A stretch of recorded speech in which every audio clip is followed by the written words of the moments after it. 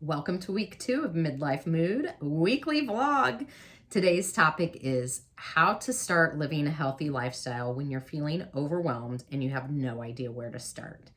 This is a topic that I talk with quite a few people about because most of the women I work with have 50 pounds or more to lose, and that can seem overwhelming.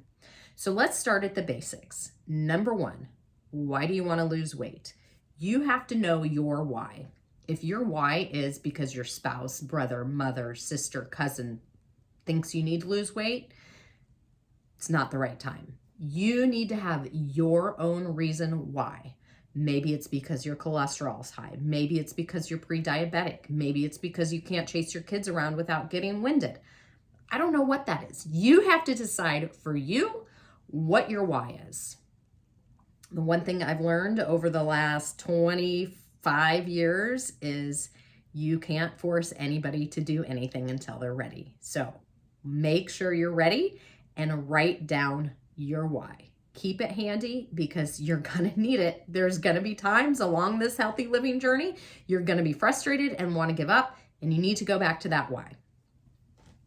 Number 2, you're going to need to set your goals. So if your goal is weight loss, maybe you have 50 pounds to lose, set a long-term and a short-term goal, because if you go in with just a big goal overall, you're going to get frustrated and quit. So I'll use the example of 50 pounds. Say you need to lose 50 pounds. Okay, that's a great long-term goal for maybe the next 12 to 18 months. Write down 12 to 18 months, lose 50 pounds. But what are you going to do in the short term? Because what you do each and every day is going to add up to that 12 to 18 months. So maybe your first achievable short-term goal is to lose 15 pounds in 20 weeks. Write that down because that is going to be your realistic step-by-step goal to work towards. Once you hit that goal, then you can make another short-term goal to lose another 20 pounds. That will get you to the 50. Now, maybe weight loss isn't your thing. Maybe you're really happy where you are, but your goal is to, I'm trying to think of some of the ladies I've worked with recently. Like one lady said she eats mostly 80% processed foods. So, okay, let's say your goal is to eat more whole foods. It needs to be more specific than that. You can't just say, I'm going to eat healthier, because that's very subjective. It could mean anything. So make it specific and measurable. That might sound like eat a salad every single day. It might sound like have a green vegetable at lunch and dinner. That's specific and measurable. You can look at your day and say, yes, I did it, or no, I didn't. All right, so whatever your goal is, make sure and write it down. Make sure it's realistic, achievable, and short-term and long-term. Next up, we want to be measuring your consistency. So anybody could do a diet for a day or two, or eat healthy for a day or two. But what happens when you lose that motivation? Well, you're going to fall back on your habits. And in order to build better habits, you've got to do small things every single day, such as eating a green vegetable at lunch and dinner. Okay, measurable. You can do it every day, so that's your time. You can get a calendar or make a note on your phone. Did I do this? Yes or no. Simple, makes you accountable to seeing if you're consistent over time. Once, I'm thinking of this time, I worked with one of these clients who was like, I don't understand why I'm not losing weight. I'm eating healthy, I'm exercising. Well, guess what? She wasn't being very consistent. She was being consistent Monday through Thursday, but come Friday, it was overindulging in wine and appetizers and things that were not consistent with what she was doing Monday through Thursday. So if you can keep track of your consistency and truly measure, yes, I'm being consistent, you will see results, which will get you to your goal. Next up, in order to know where you're going, you have to know where you're starting. So I know this is a tricky topic because if your goal is weight loss, you need to know how much you weigh to start. And I know there are people who do not like the scale. I understand that. I respect that. It might be triggering to you. If that's the case, don't weigh yourself, but take your measurements or take a picture, a photograph of yourself, because you have to be able to measure your progress. If you don't know where you are, you're not going to know when you're going to get there.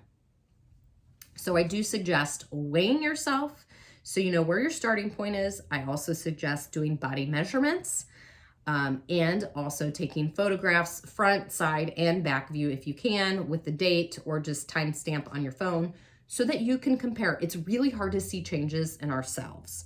So if you are trying to lose weight and you want to lose 50 pounds, you're not going to see it. You don't see it in yourself. You might lose 10 pounds and yeah, maybe the scale's changing, but you don't feel any different. So if you take your measurements and you take pictures, you'll be able to actually see it and recognize that without having to weigh yourself if you don't want to. If you do weigh yourself, two options for you. Number one, weigh yourself every day, same time, same place. Track it in your phone or write it down. Is that obsessive?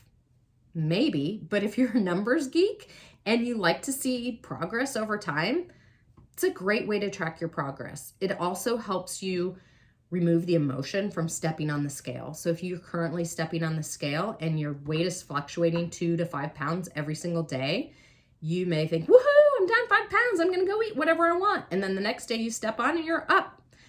That's normal weight loss fluctuation. So if you step on the scale every day, you might be down 2 pounds, up 3, down 2, up 2, down 4, up 1. You can see the trend over time, which I personally like because I like to see that, and it helps remove that negative connotation of, oh my gosh, I stepped on the scale and it went up. It helps you realize like, oh, I didn't poop today. Of course my scale is going to go up. Or, oh, I flew a long flight last night. I'm retaining water and my weight went up. It's just water weight. Or I slept like crap. Oh, my weight's up because I didn't sleep well. It helps you realize that it is normal for your weight to go up and down, and you'll probably have a weight that you tend to stick around plus or minus 5 pounds. Totally normal. If you don't like that, fine. So that's option number one, to weigh yourself every single day, or number two, don't weigh at all. If you're gonna do weight loss, a weight loss plan with me, I will have you step on the scale to begin if it's not triggering. And then we'll have you do it again in 6 to 12 weeks, depending on what program you do. Just because it's nice to know, and it helps me figure out how much you should be eating and what kind of numbers you need for a calorie deficit. But sticking with those body measurements, super important. Some people can tell by the way their clothes feel. If you live in leggings like I do on the weekends, you may not be able to tell if you're losing inches. All right. The last thing for today's topic is to have a plan and accountability. So if you're doing this on your own, that's great. I hope you have the discipline to do that, but I highly suggest finding somebody who you can be accountable to. That can be somebody who's maybe on the same journey as you, who wants to hit those similar goals. Or it could be a trusted friend or family member who you know wants to help you achieve your goals. And they'll check in on you when you're feeling down. You'll be able to call that person. They'll help raise you back up and get you motivated, get you excited, and talk with you about remembering your why and why you're doing this.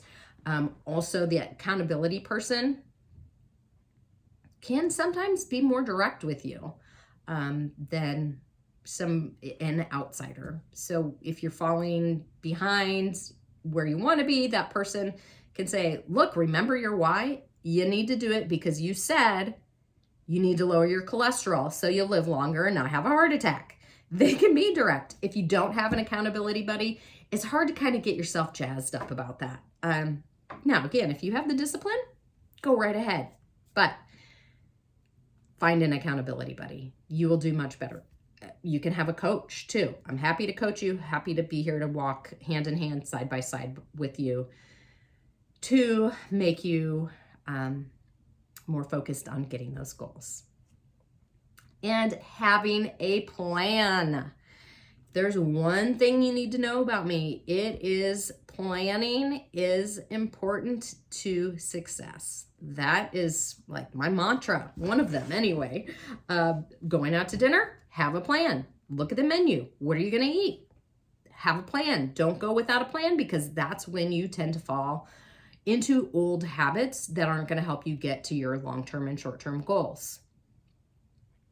If your plan is to move your body every day, set your clothes out the night before. Put your shoes and socks at the door so you can't walk out without them. Get your toothbrush, set it out. Get your glasses, whatever you need to set up for success. Have that plan. Go to the grocery store, chop your vegetables, having the things you need on hand so that when life gets crazy and you don't know what to do, you can go back to that plan. Does that mean you will 100% of the time follow the plan? No, absolutely not. Shit happens all the time. That's going to take you off plan. But you're going to do better if you have a basic outline of what you need to do. So having flexibility, but also having a plan. All right. I hope that you enjoyed the second installation of Midlife Mood weekly vlog. I'll be back next week. Let me know what questions you have.